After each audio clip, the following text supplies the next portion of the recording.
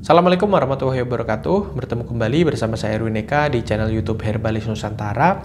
Dan di video kali ini kita akan membahas tentang cara mencegah penyakit hati ya, yang akan mengakibatkan penurunan fungsi hati ya, gagal fungsi hati dan lain sebagainya. Nah, terlebih lagi jika Anda punya riwayat ya, keluarga yang mengalami hal tersebut, maka tips dari saya ini bisa Anda lakukan ya, supaya fungsi hati Anda senantiasa terjaga ya, tetap sehat ya, dan bisa berfungsi dengan baik, dan mudah-mudahan terhindar dari yang namanya penyakit-penyakit yang berkaitan dengan organ hati ya. Jadi fungsi hati ini memang sangat penting ya, berkaitan dengan proses pencernaan kita ya, yang mencerna makanan, memproduksi banyak sekali enzim, dan juga berkaitan dengan pembekuan darah ya.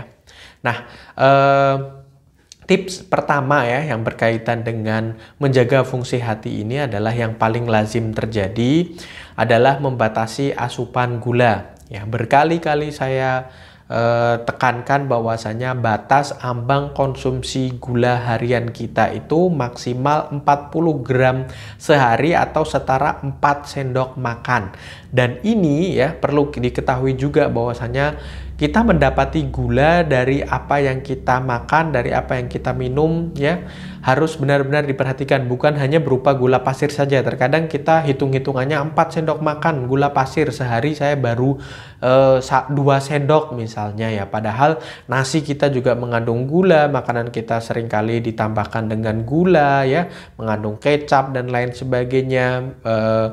Banyak sekali misalnya ya, tepung ya, selain nasi ya, roti dan lain sebagainya itu juga mengandung gula, jadi harus diperhatikan. Terus kemudian yang kedua, banyak sekali mereka yang mengalami penurunan fungsi hati ya, diakibatkan karena berat badan yang tidak ideal ya, terlebih lagi jika obesitas. Maka ya, ketika kita obesitas dan penyebab utama dan satu-satunya obesitas itu adalah berkaitan dari yang pertama tadi ya, faktor gula yang terlalu banyak dikonsumsi, dimakan ataupun diminum, dan juga karena makanan.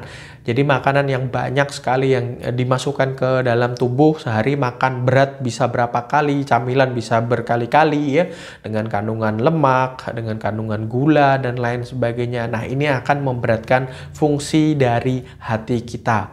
Hati kita ya, sangat bekerja keras untuk mencerna makanan ya. Ketika makanan yang masuk ke dalam tubuh ini banyak, sering dan lain sebagainya ya, yang artinya berlebihan dan menimbulkan obesitas, maka sangat rentan yang namanya penurunan fungsi hati. Terus kemudian yang ketiga ya, mengkonsumsi makanan-makanan yang mengandung lemak yang cukup tinggi ya, lemak, kolesterol ya. Anda tahulah semuanya, banyak sekali makanan-makanan yang mengandung lemak ya, secara berlebihan, mengandung minyak ya, disajikan dengan cara digoreng, terus kemudian mengandung santan yang dipanaskan secara berulang-ulang ya, dan lain sebagainya ya, kandungan lemak trans ya, berupa olahan-olahan dari minyak sayur ya,